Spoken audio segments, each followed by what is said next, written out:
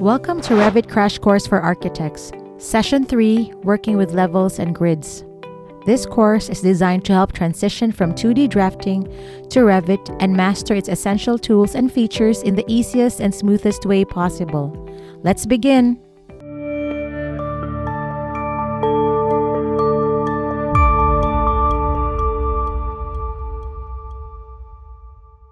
In this video, we're going to work on viewing and setting up levels within our 3D model. We are going to create structural grids. I'll show you how to add columns, and we'll go over the procedures for linking and importing CAD files. So let's take a look at how we're going to start turning this 2D bubble diagram into a 3D building. I'm going to come over here to my elevations. I'm going to expand, and you'll see there's two of them. There's building elevations and interior elevations. Right now, I'm interested in building elevations. Let's click on our new north elevation, and you'll see how the building is set up in the template.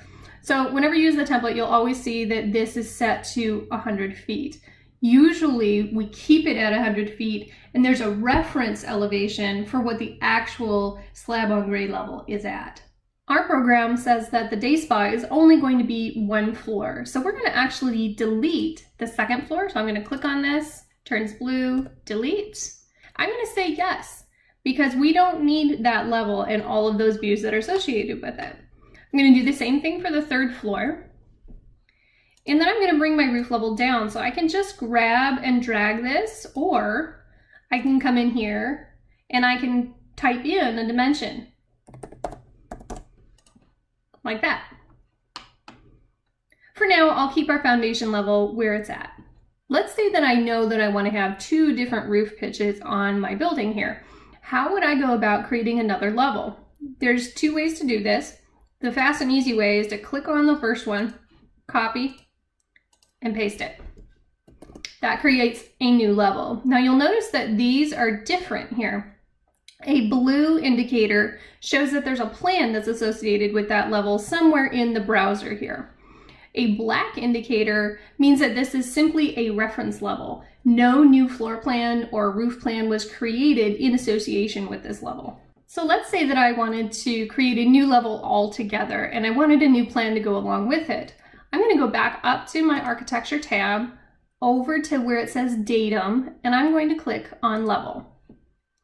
I'm going to go from left to right so that my indicator shows up in the same place. Underneath the green toolbar, you'll see a check mark that says Make Plan View. You can tell it what plans you want generated from this level. So in my case, I'm going to generate a roof plan.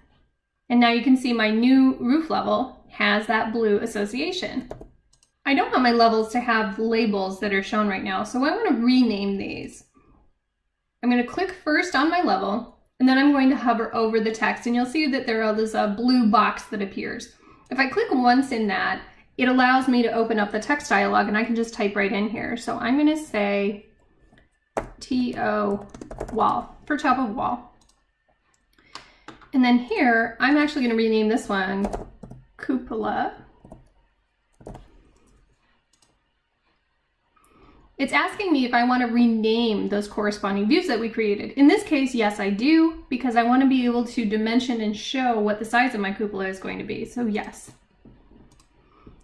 And then I'm going to name my top one, top of roof.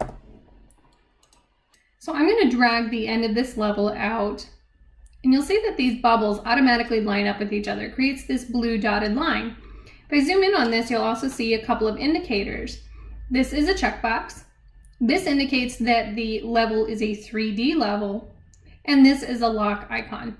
So let's click on our checkbox, and you'll notice now I actually have two tags for this level, one on the left and one on the right. This can be really helpful when you have long building sections, or you only want to indicate a level on one side of something. So I could turn off the right side and leave the left side on. It's totally up to you how to use these.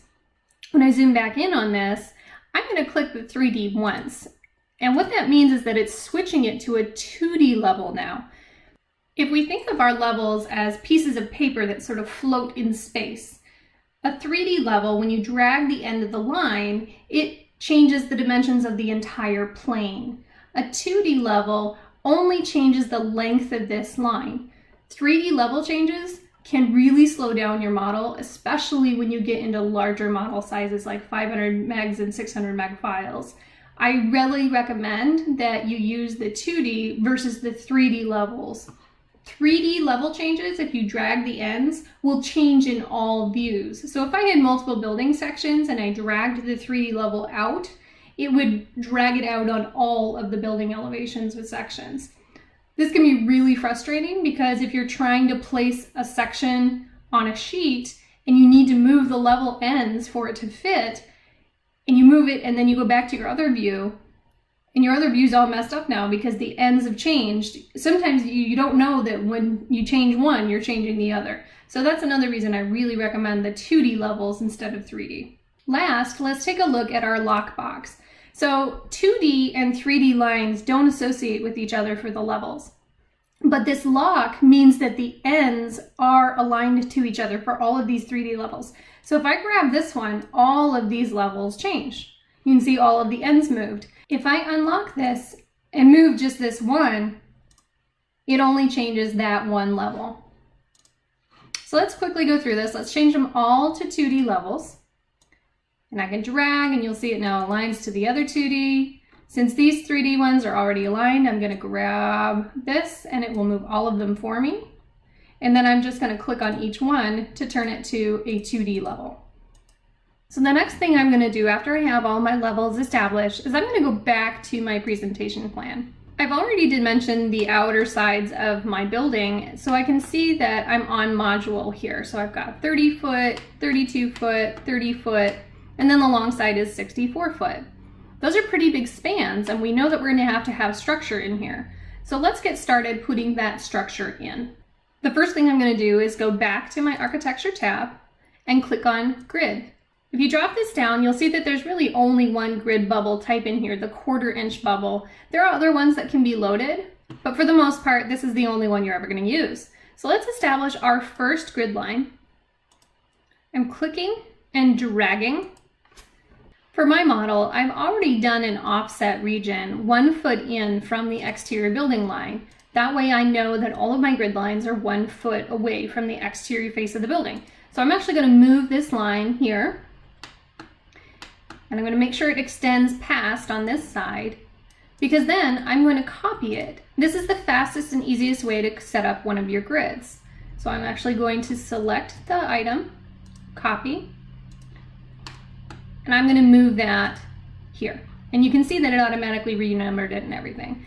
Then I'm going to do 3, 4, 5, and 6. So you can see now all of my heads are the same dimension. So I'm actually going to pull these all out so that they're away from the building.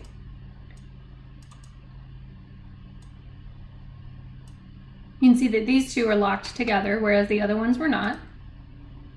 And these two are locked together, whereas the other ones were not. Now they will all move together as one element. Now I want to create my perpendicular grids. I can either go back up to the datum line here, or I can click on one of these and right click and create similar. I'm going to drag it across. I'm actually going to rename this before I start my next set. So generally in my practice, you do numbers across from left to right and letters from bottom to top. All right, so now I have my A. I know that it extends on both sides. And so I'm just going to copy this up. This is going to be a little bit different because this building is going to be made in 3 sections. I know that I'm going to have prefabricated frames that are going to be about 8 feet on center. So I'm actually going to copy this up with a dimension. So if I grab that line, copy and paste, and type in 8 feet, it will automatically set them at 8 feet apart. Now looking at my plan, I can tell that this was not set up modularly in this bay. We're going to go back and we'll address that in our bubble diagram. I'm going to copy the last grid line, and then we'll make some adjustments to our overall building size. It's most economical with a structurally framed building to build on a module. So in our case, I'm actually going to take our reference lines and I'm going to move them up to our last grid line. So we're going to slightly increase the overall square footage of the building, but in the long run, this will end up saving money in the fabrication process. I'm going to delete my reference line. And I'm going to do the same thing with this bump out too. I'm going to build this so that the inside ends up being on that grid line. I'm going to press my green check mark, and you can see that the outer building edge shifted slightly. So we're going to bring this up to match. And now we know our total gross square footage for the building out to out dimensions is approximately 6,057 square feet. Now, if you look back at our original program, you'll notice that this is larger than the target square footage that was originally set for this. The owner wanted to stay around 4,000 square feet if possible. However, after some planning, we realized that if we added just a little bit more space for her, then there would be a better return on her investment by providing better services for her clients. So we've upped the square footage, and we know that we want to go with a modular building program so that we can build it in a factory and save some costs. We're going to explore two different methods for the structure of this building. One more traditional, using shop fabricated steel members, and another using prefabricated steel frames that we're going to model ourselves. So the first thing you want to do if you're trying to insert structural steel members is you want to find those families. So we're going to come over here to Insert, Load Family. And what comes up is the U.S. Imperial Library. This comes preloaded in your Revit. There's also a metric library, but I only use the Imperial. I just want you to know that it's there in case you need it. You can drop this down and you'll see under the Revit libraries, here's my US Imperial. If I go back up one, there's a generic, Imperial, and metric. We're going to stay in the Imperial. These are all of the families that Revit comes preloaded with. You'll see that it's divided into multiple different folders. Right now, we want structural columns. I know that this is going to be steel, so I'm going to take a look through here. I'm going to use a wide flange or a W section. And then it brings in a lookup table. So there are many, many different sizes for a W section piece of steel, some of which are huge, can be used to build roadways, and some of which are really tiny. A W8 or a W12 section are the most common structural members used. So we're going to assume that we can use a W8 by 40 in our layout. So I'm going to click on that one type. If you wanted to click on more than one type, you can actually hold down your Control key and click multiple types. But I'm just going to do my W8 by 40. Click OK. I'm going to go back to my Architectural tab, Column, and there's my wide flange column section. You'll see that there are some options here, so you can make it move with the grids if you associate it with them. Now, you want to be very careful when you're putting columns in because they will associate sometimes with the level below where you're at. So if I click on this, you'll notice that I get this warning. None of the created elements are visible in this view. So why did we get that error message? It's because when Revit recognizes structural members, it always places them below the level that you're working on. So now if I go down into my foundation plan, I would see that column. Another way to do it is I'm going to go to my 3D view here, click on my column, and then I can see the base level that it's been associated with and the top level. I can't see it because it's only associated with the foundation. When you cut through a Revit view, it cuts at about 4 feet above whatever your base level is. But if I'm on the first floor, it doesn't understand to look down and see the rest of that column on the top of my first floor. So I'm actually going to change this to set the base level to first floor. You'll see that I get an error here. That's because you can't have a base level and the top level the same. I'm going to drop down my top level and I'm going to set it to top of wall. So now my column is moved up. If I go back to my presentation plan, there's my column. You can see that columns show up pretty heavy. That's because this particular view is at 3/16 of an inch. I'm going to turn off my thick lines. And that's up here underneath the very top toolbar. It's got this sort of slash through it. It changes your view settings so that thick lines appear all as one weight, very thin. This can be really helpful when you want to see the center of an element and then move it around. I usually model with thin lines on and only turn on the others for presentation. You should know that it will not matter when you're printing. Revit will always print as if the thick lines are on. It will never print just a very thin line view like this. So let's zoom in on our structural member. If I go to move this member, you'll see that it gives me a couple of grab points. So it automatically recognizes where the centroid is of the section. That's the very midpoint of the entire section. I'm going to grab that centroid, and I'm going to move it in here and put it on the intersection of my two grid lines. Now, for my purposes, I actually want to turn this member. So I'm going to click on it. You can rotate. You can either grab and swing over to your angle, or you can enter the angle. I know I want this to turn 90 degrees. Remember, when we selected this member, we said that it wants to move with the grid. You can turn that off, but I want to show you what it does. So if I move my grid 2 feet, it'll automatically take that column with it and any other columns that are along that grid line. If I uncheck this and then move my grid, it's dissociated with that grid line now, and it will not move. This can be useful if you have structural offsets for some reason. So I always try and make sure that my structural columns are linked and move with the grid. It just makes things way, way easier in the end. For the purposes of this video, we're going to assume that all of our structural members are the same size. That rarely happens in real life, but we're going to pretend that they are the same this time. So I'm actually going to copy, and I'm going to select multiple, and I'm going to constrain my element here. So I'm going to go back to that centroid at the midpoint, and it's only going to allow me to copy along the X and Y axis. I can't grab this element and move it over here at an angle, but I can move it along where the grid lines are. And by selecting multiple, I can do several at once. So I'm going to zoom in, make sure I'm right on my grid lines.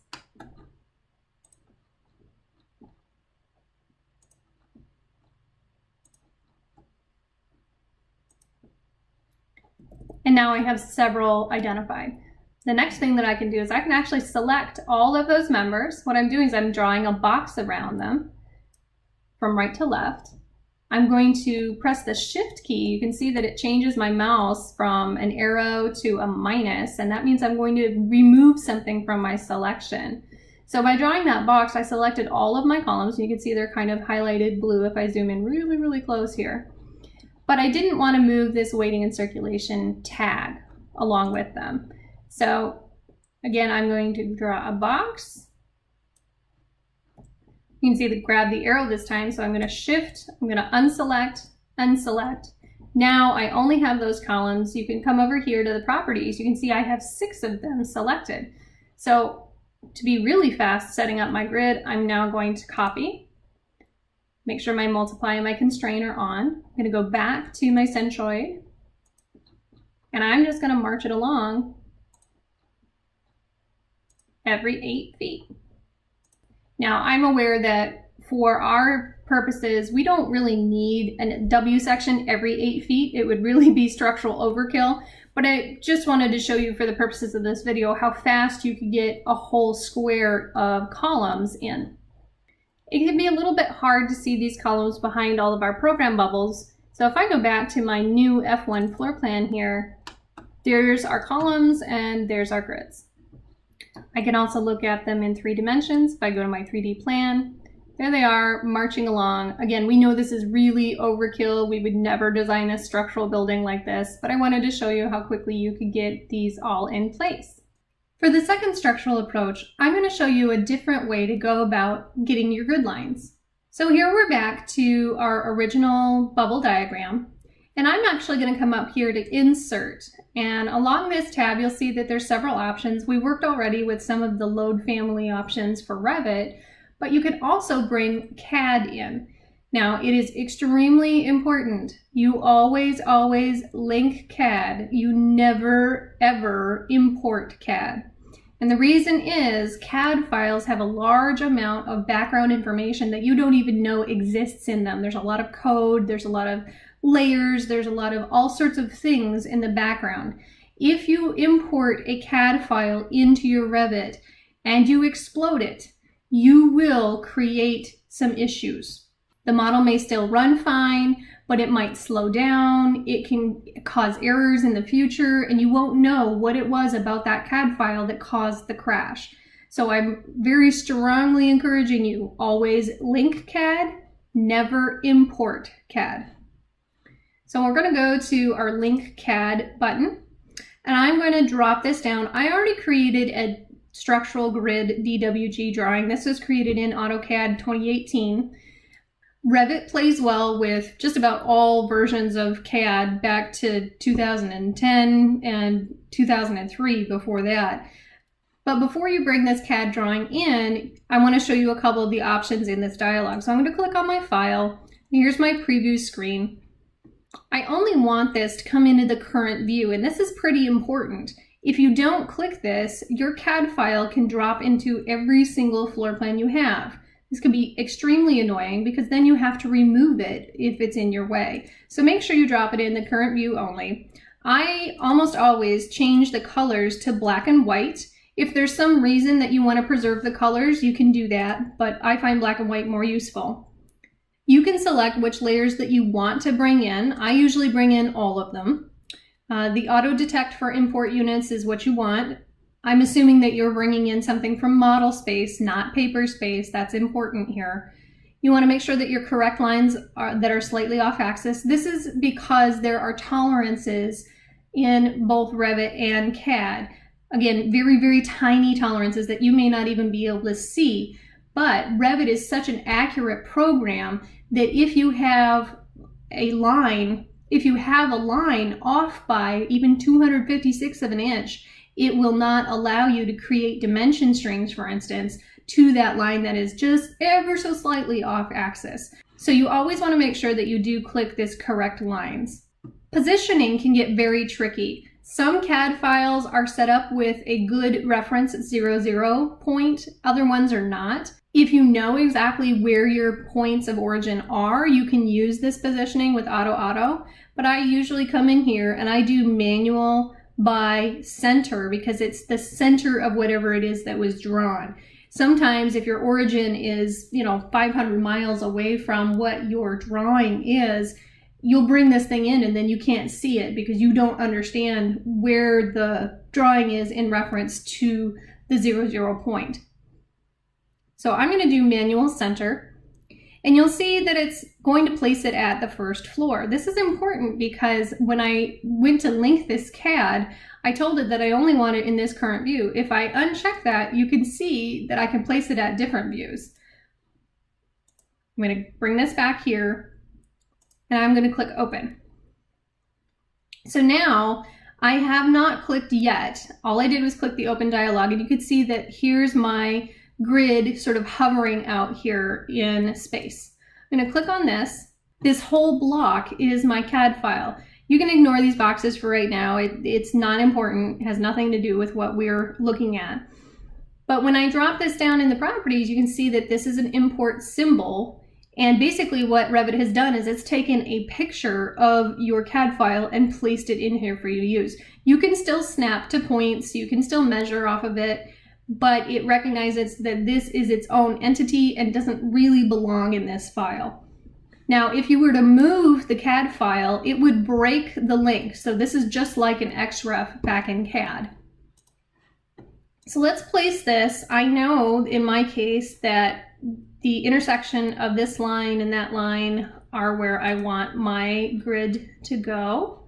So if I move it here, and then move it there. There is my grid. Now I could just keep this CAD underlay here for my structural reference.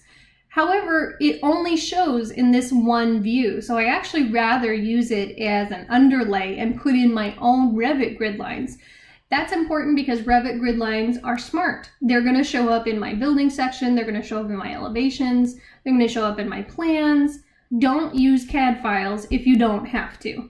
The only reason I ever bring them into Revit is to use them as something to draft over. Go back to our architecture tab, click on our grid. I'm going to select where this line is in the CAD file.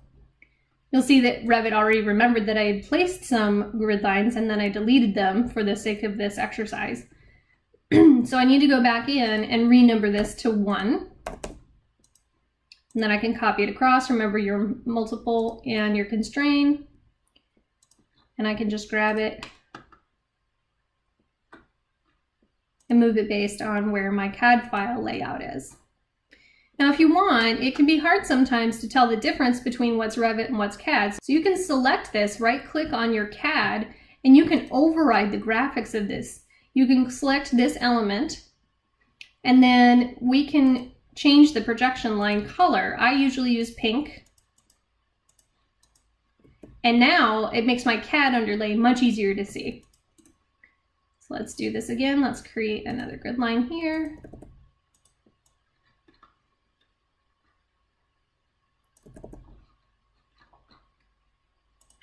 I'm going to rename this one to A. And again, I'm going to copy, constrain, and do it again along my 8-foot module. So that's it. I'm really done with this CAD underlay now. I don't need it anymore. So there's 2 ways to get rid of this. The simple way is to just delete it altogether. So click on it, press delete, and you're done. However, if you need to keep it, I want you to come in here and Manage tab up at the top. Go to your Manage Links. You can see here, this is how my file is loaded in here. You can have many different CAD files loaded in if you needed for whatever reason, but I didn't want to see this CAD file anymore. I would click on this link and I would unload it. It would disappear from my project here, my view, but it still stays within my model. And here it is. And you can see this status not loaded. This is fine for now. I'm going to leave that. Now let's say that I got a new version of that structural grid file from my consultant. Maybe my consultant only works in CAD and they don't work in Revit. If I go back to my Manage tab, manage my links, go back to my structural grid, I can actually change the file without reloading anything. So if I go back to my path here and I click on my file and I say reload from, I can actually go into my dialog and I can tell it to reload from a different version of a file. Now this will only work if everything has the exact same base points and etc., etc. If I double click on this structural grid 2, it's going to remember where this was placed in the model. So I'm going to say OK. And now you can see my revised CAD underlay, this grid line moved. This is a really handy tool, again, if you're working with consultants who aren't in Revit for whatever reason. It can also be used if you have a program that only exports to DWG and you need to bring it into Revit. So this has a lot of handy features to it. I know that I don't want my grid line to be moved like this, so I'm actually going to undo all of these changes. So let's pretend for a minute that we know that we're going to have more than one floor. When you're modeling structure, usually your columns will go from floor to floor, and then they'll have another height above. They can go multi-stories, but in this case, we're going to assume that they break at the floor structure. So I'm actually going to go to my first floor plan. I'm going to zoom in on one of these elements. I'm going to right click, and I'm going to say select all instances visible in view. That means it's actually going to go in and select all of that type of family. Each of these columns is a family, remember. Underneath the properties here, you can see that there are 54 of these structural columns in the model now. What I'm going to do is I'm going to copy, and this will copy the entire location and the families themselves. So now I can unclick and Revit knows that I have something in the background that I want to paste somewhere else. I'm actually going to go to a different floor level, let's say our new B1 floor plan. I want to put these columns in the basement as well. Let's pretend that we had piers going down or something. I'm actually going to go back to my modify, I'm going to paste, and I'm going to align to this current view. And there they all are. You'll see that Revit set them automatically, so the base level is at the foundation, the top level is at the first floor. But it also has this top offset here, which means that my columns are going to overlap. If I go back to my 3D view, you can see that 4-foot overlap. That's not what I want. But now I have a problem. If I try and select all of these I'm going to select all the ones on the basement level and on the first floor level. That's not what I want. So if I go back to my basement plan and I right click and I select all instances visible in view, it will only select the columns in this plan. That's really great because I want to change this offset and I actually want to say -1 foot. And now if I go back to my 3D view, you can see that there's a gap between these columns. If I go back to my basement floor plan, let's pretend like I want to delete all of these columns. I'm going to right click on it, select all instances in the entire project. Now if I come over to my count, you can see I'm deleting 108 structural columns. I'm like, oh, wait a minute, that's not what I wanted to do. I only want to delete the ones on the first floor. So I'm going to go to the first floor plan, right click, and I'm going to say select all instances visible in view. Now it's only selecting the 54 columns that are on the first floor. I can delete those, and my basement columns are still in the right locations. So now that we've shown you two different ways that you can get your grid lines established, and we've gone through the fabricated steel placement, let's go through modeling custom structural components. In my project browser, I'm going to go down to my elevations. Now, this comes back up and here are the levels that I had first established, but where are my structural columns? Remember, we had some set in our basement. Here's the basement view. So we know the columns are still in the model, but they don't show up at all when I look at my elevations. Even if I press Z for zoom, it only shows me empty levels.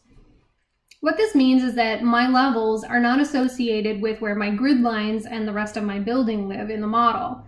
Now, if I go back to my F1 floor plan, you'll see that my grid lines are actually out here where my elevations are set here. So something's not right with how my model's been placed. These green reference lines have been established around what is essentially Revit's 000 point. So whenever you're starting a new model, you'll want to make sure that your modeled elements fall within this area. I'm going to right click and drag and grab all of my grid lines, and I'm going to unconstrain so I can move it at an angle, and I'm going to plop this right here in the middle, okay? Now when I do that, you'll notice that my presentation plan no longer associates with where my grid lines are. That's because these are 3D and this is all 2D information. It's okay because, frankly, at this point now these are a reference, but I'm going to move these just so that they align. So now our 2D and our 3D all line up and they're centered around Revit's origin points. So now if I go back to my elevation, you can start to see my levels are intersecting with my grids.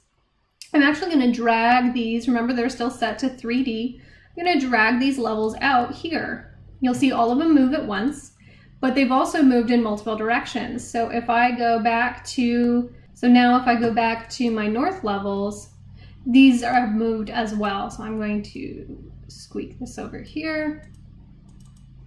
And now my east and my north are all lining up properly. Let's say for whatever reason, I want to adjust top of wall. I need to unlock it so that it goes away from the others.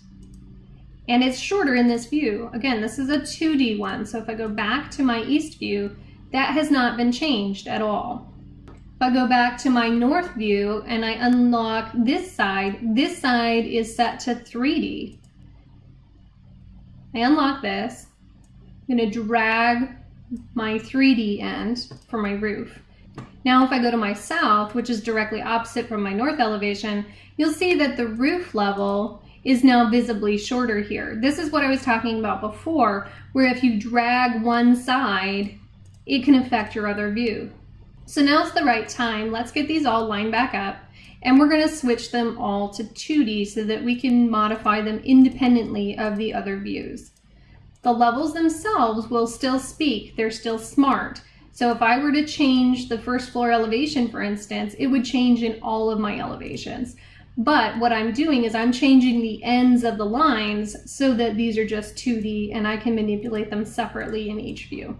So looking at this elevation, I'm going to sketch some lines for myself because I know that I want this building to sort of have a tri-fabricated feeling to it. I know that I want this center section of the building to be taller than these side sections, but I need to figure out my angles and how that's all gonna look. So let's go back up to Annotate, Detail Line, and then I'm gonna drop this down to my sketch lines, and that's gonna come in bright pink so that I can see them. So let's say I want this upper section to be taller. I know that I want a minimum 8-foot ceiling clear on the low side, which means I'm going to need to put in some extra height for my structure that's going to slope up in my roof. Let's put the edge here at 9'6", and then assume I'm going to slope up to 14 feet. Now I'm going to extend this upper portion because I want this to have a different feel to it. I want it to be taller. And I'm going to put a line in between these two columns because I know that this is really kind of my center line. So anything that I do here, I can then mirror over to the other side. So let's say I want my slopes to be the same. I'm going to copy this up and I'm going to offset this line. I want a fairly decent sized cupola up here, so I'm going to put 2'6" offset for my lines. And I like how that feels. I'm going to extend these up to my upper roof level. And I'm going to figure out how I want this to be sloped, let's say 30%. 30-degree slope. I have a general outline for what I want the shape of my building to be. I'm going to leave this line here long, and then I'm going to select all the other lines, and I'm going to mirror this. I'm going to create a copy. I'm going to mirror them about the axis. And actually, I didn't need to do it with my roof line because I already had that. So this is the general shape that I want my building to have. Now I know that I'm going to have structural members here, so this is going to be one style of frame, and then this is going to be another style of frame that comes in and attaches to it. So I'm probably going to have a large prefabricated beam member running along here and along here to support and carry this load. If I go back to my presentation plan, I know that I want my structural bay for the center to run from column line 2 to 5. That way I have a large wide open space in the middle, and these grid lines don't really need to be here. These are just going to be for framing. They're not going to be for structural members. So I know that I want to create my custom framing piece. Right now we're in very preliminary schematic design, so these don't need to be very complicated elements. So I'm actually going to connect these pieces here. And I know that most prefabricated frames tend to have a tapered outline. So I'm going to create a sketch line here, come out, let's say a foot, and it's going to taper as it goes up. I don't know the exact dimensions at this point, but we're going to assume that it's going to look something along these lines.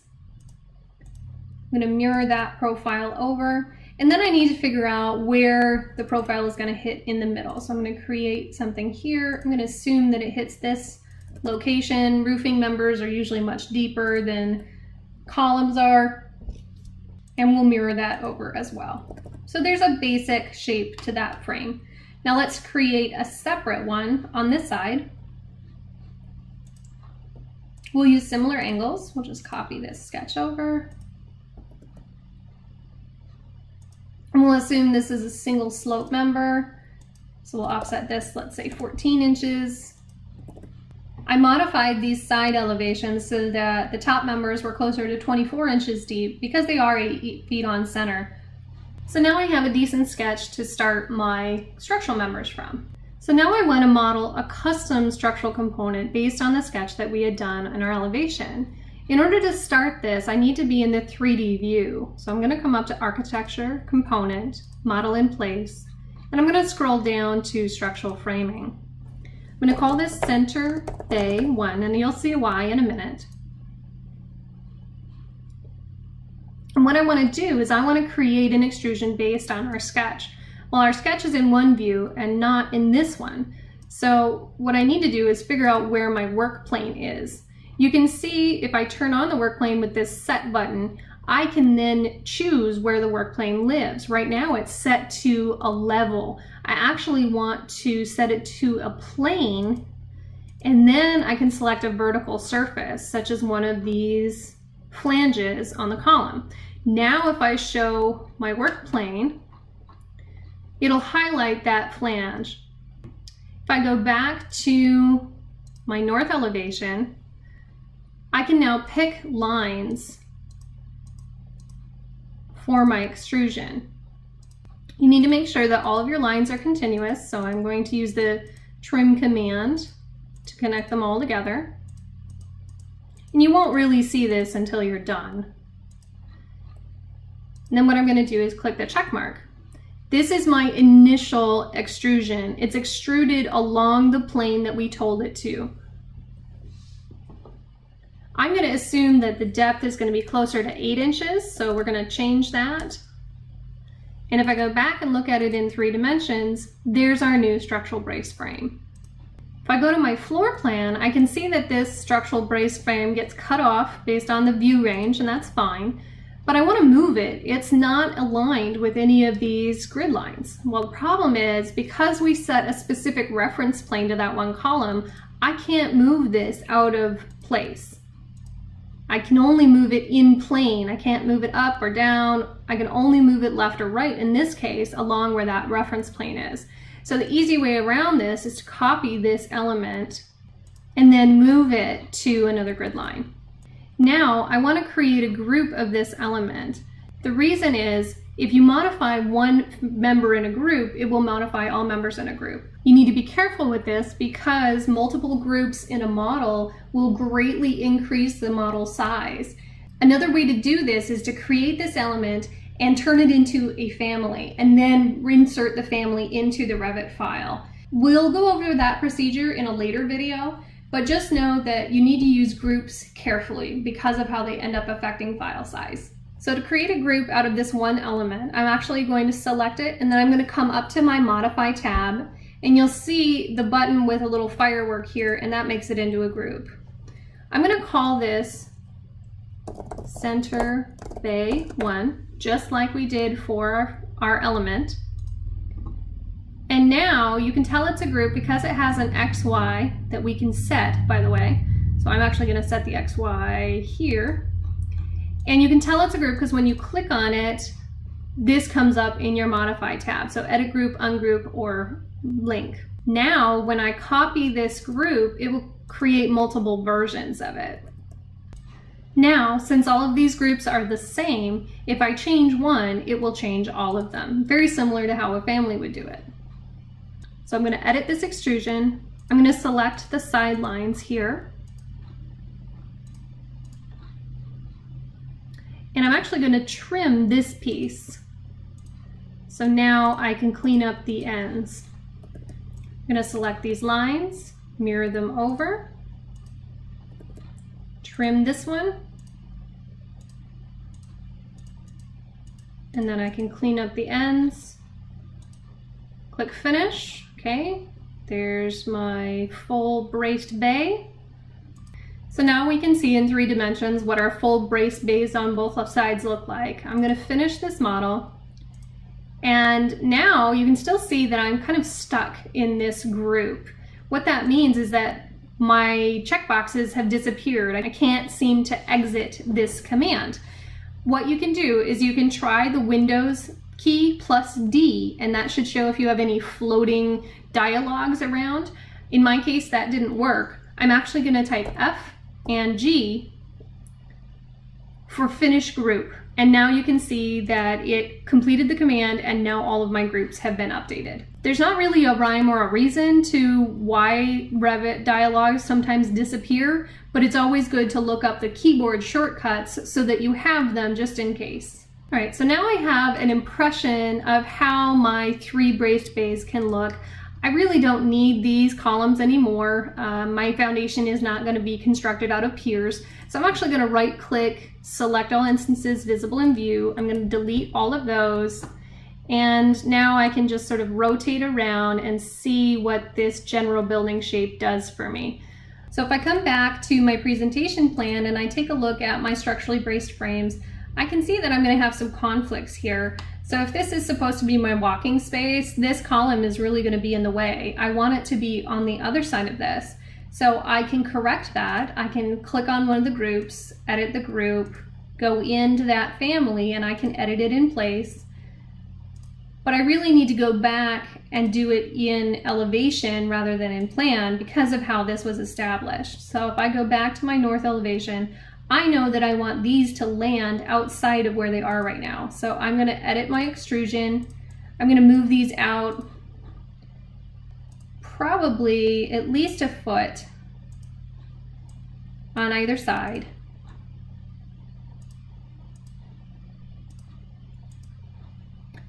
Finish my model, go back to my 3D. Okay, again, I can't finish this group, so I'm going to type FG. And now it's been updated. Let's go back.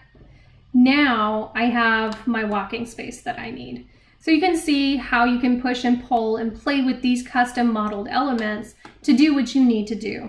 So your assignment for this week is to take your plan for your day spa and create a custom structural plan for it. I want 2 plans, one using W section members and another one using custom fabricated members, just like we've walked through in this video.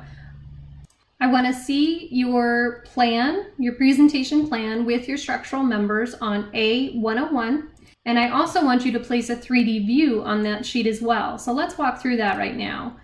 We're going to go back up to our 3D views, and you can see that there's 2 here. 3D is the one that we were looking at, but I want to create a separate view. I'm actually going to duplicate this view, and then we're going to rename it. We're going to say structural frame. And now when I come back to my first floor plan, I can drag this view right onto the sheet. And I may need to adjust it based on the size of my floor plan. So rather than being 1/8 inch here, I might set it at 1:10. I want you to rename the view on the sheet. So structural frame is fine, but I want you to rename the bubble. So start following your grid setup, A7. And then I also want you to put on your elevation view. So right now we can delete all of our sketch lines. We don't need these anymore. Don't worry about the cupola, it'll come back later. I'm going to grab that north elevation, place it on my sheet. And again, I need to change my scale so that it'll fit. Now, this is a really good instance I haven't shown you before. This actually comes with a view template pre-applied to this view, and I can't physically change this scale. So I have to come into my properties under view template, and I have to turn this off if I want to change that scale. I'm going to set it at 1:10, and then I want you to clean up your grids and your level views so that they all fit properly onto the sheet. Okay, there's my final view. Make sure all of your viewports have a title. If they don't, click on them, drop down here. No title and title with line are your options for right now. In order to manipulate your title line, you actually have to click on the view and then drag the end in order to be able to change it. So this one's going to be A1. This one will be, it's mostly falling within the C block, so I'm going to call it C7. And then I need to come back here and rename my plan. Now remember, if you name this plan and you change it, it will also change in your project browser. If you want to change it only on the sheet, you click on your viewport, come down in your properties, and change title on sheet to structural floor plan. Then you'll PDF your sheet and email it for review. In the next video, we'll start modeling walls and spaces so our day spas can take some shape. So think critically about what you want your structure to look like and what you think your roof wants to look like at the end. Thanks so much. See you next time. This course is provided by MGS Global Group. We provide Revit, ArchiCAD, and AutoCAD drafting for architecture and design firms. Feel free to reach out to us if you need production drafting at mgsglobalgroup.com. Don't forget to subscribe.